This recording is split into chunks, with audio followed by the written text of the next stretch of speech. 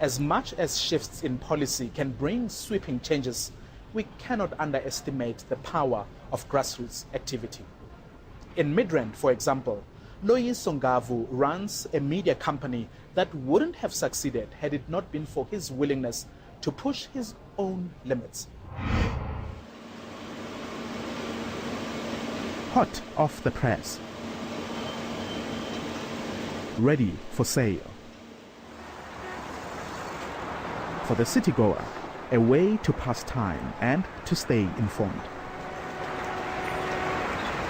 For Loyiso Ngavu, there used to be the difference between eating or skipping a meal.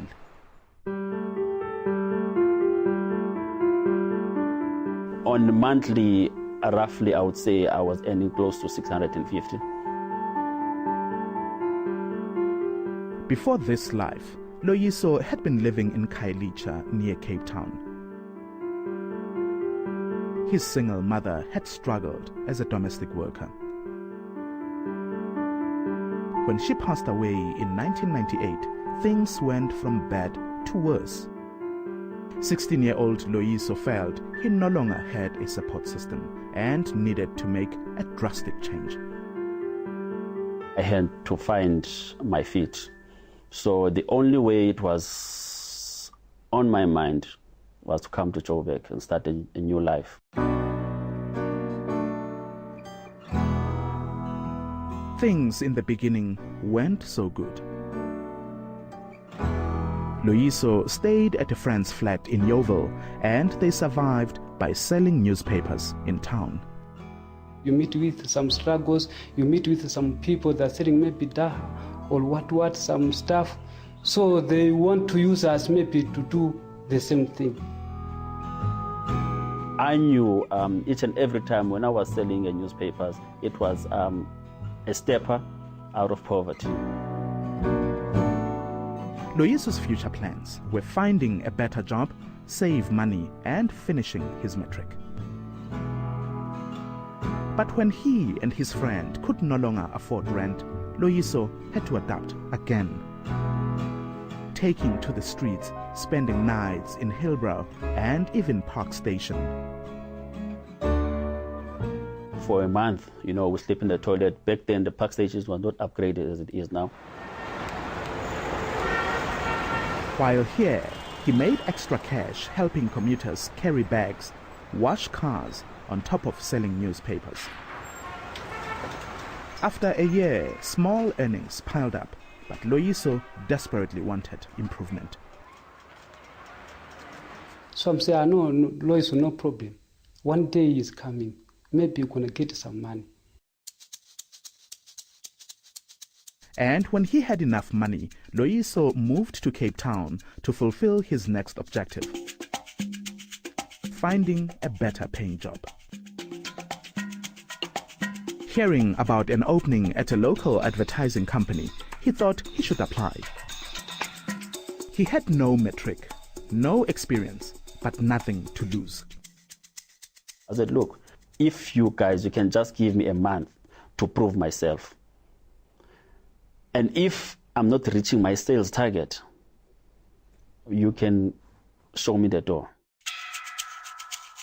So the best way forward was learning on the job.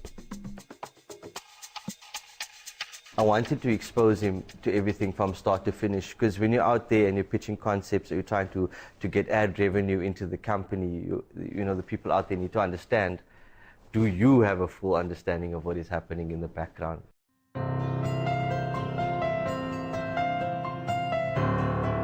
Day by day, phone call after phone call, Loyiso slowly began bringing in advertisers. My commission, it was roughly, I would say, 5,000. First time to have such money in my life. With the boost in income, his confidence also started growing, especially as his clients regularly encouraged him to start his own service.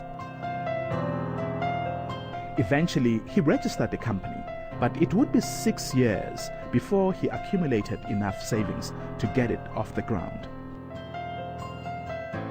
In South Africa, you can do anything as long you have an idea, as long you come with something that is different.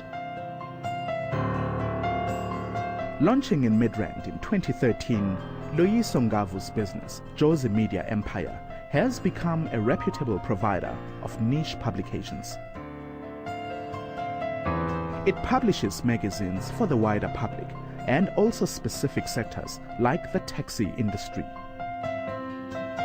You need people like Loyiso that will come and say, I have this expertise and these resources to try and change the image of the taxi industry. Entrepreneurship is by no means an easy path.